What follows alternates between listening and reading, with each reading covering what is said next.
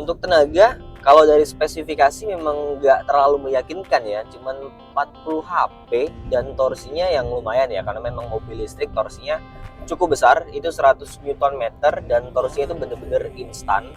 Tapi di mobil ini power delivery-nya itu nggak seperti mobil listrik kebanyakan, jadi nggak langsung ngejambak ke belakang. Dia itu power delivery-nya itu smooth, jadi kayak pakai mobil yang transmisinya itu CVT.